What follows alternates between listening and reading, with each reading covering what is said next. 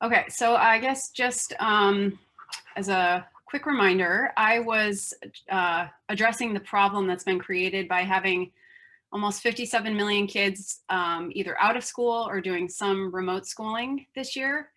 Um, Interestingly enough, just a couple of days ago, this data came out that shows assessments of kids from the fall and how much of learning slide and learning losses we've seen due to the closures. So this is just a quick graph, but basically the quick summary is that in reading, the numbers are not terribly troubling, but in math, they really are. And so the big problem, especially in something like math, is that's really a scaffold skill. So if you don't learn addition properly, you're never going to be able to fully comprehend multiplication. So my goal was to come up with some sort of solution to make remote instruction more effective and hopefully be able to plug some of these learning gaps that have been created by ineffective learning over the past 9 months, I guess it is now. So as I discussed in the proposal, it's not really content that's the problem. If you go on YouTube, you can find a video of pretty much anything you want. So no matter what skill you want to acquire, odds are that there's a video on YouTube that will teach you how to do it. The problem is really curation. So finding the right video for the age group. And also, as you can see from how YouTube displays their results, there's a lot of distraction, especially for a young kid. They can easily go down a rabbit hole of just completely, and I think Boyu's presentation kind of demonstrates how distracted we can all be. So there's kind of two problems. One is the curation, and two is the interface and how much distraction there is out there. So my implementation of a solution to this problem was a web-based application that leverages the YouTube corpus and architecture, but improves the ranking of the results and the interface so that the videos being shown to you are really aligning with learning objectives, and it's displayed in a format that promotes learning and not distraction. So I'll break that down again. The first objective was to improve the ranking of the YouTube search results to match with learning goals. And the second was to minimize ads and distractions in the user interface. So I think when I originally proposed this, I was thinking about going through a process of kind of recreating the wheel. And as I read more about the way that YouTube, the search process works, I figured it's not really very effective to try and recreate what they've done. Really something that'd be more effective would be to piggyback off of what they've done. So this is just kind of how their deep learning works. And I won't go through it, but just kind of displayed this to show there really is a lot going on behind the scenes when you type something into YouTube and the videos populate. And that kind of has to be the case because there's literally hundreds of hours of content being uploaded to their site every hour.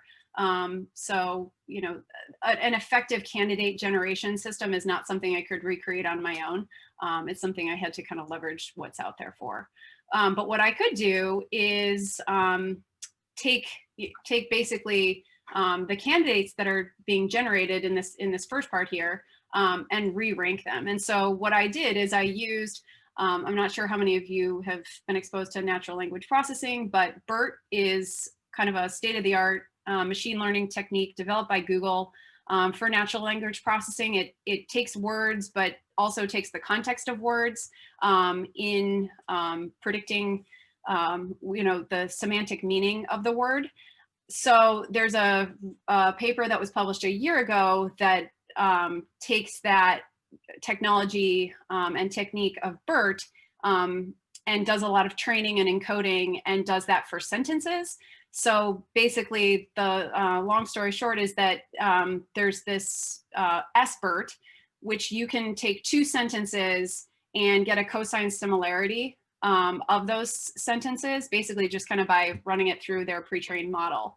So what I did was I basically took my learning objective, and I'll go through this in the results, but say you wanted to teach a first grader about odd and even numbers. The learning objective would be, I want to teach a first grader about learning odd and even numbers. And then what I did is I took the top 25 search results that come out of the YouTube API and run each of their descriptions through this cosine similarity model and rank them based on their similarity to my learning objective. Whereas YouTube, they're just trying to get you to watch more videos. So their objective is they're going to show you videos that they think you're going to spend more time watching, not necessarily videos that are going to meet the objective that you want. And then the second thing was just the UI improvements. So I filtered out a majority of the ads. I couldn't get everything to filter out, but the majority of the ads are filtered out. So when you go to YouTube, the first thing you do if you play a video is you see an ad. So I was able to filter that out.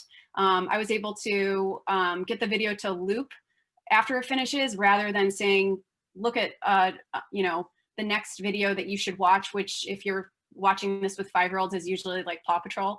I don't have it blocked right now, but if it should work with parental control. So if you have YouTube blocked, you should still be able to watch these snippets. And then just did a couple of other like safe filtering. So here is the website. You can check it out for yourself, and I'll do a demonstration too. So let me see if I can. Okay.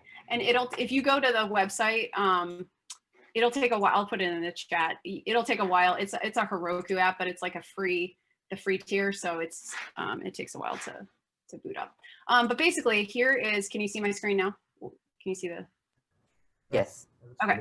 So this is literally, I did this today. My kindergartner had to like write a paper or essay, whatever kindergartners do, on the difference between newts and salamanders. So we went to the website and we typed in newts versus salamanders, and he's in kindergarten. So we found some videos, and the first one, we watched it, and it gave us the information that we needed. It described some of the differences between newts and salamanders. So you can see it immediately played, and there's no ads here. And when you get to the end, you can see it'll loop back around instead of sending you off into somewhere else to get further distracted. So let me go back to the presentation. Okay, so how well does it do against those two objectives? So the first evaluation, or the first objective, was results that align with a learning objective rather than ones that are going to get you to watch more YouTube.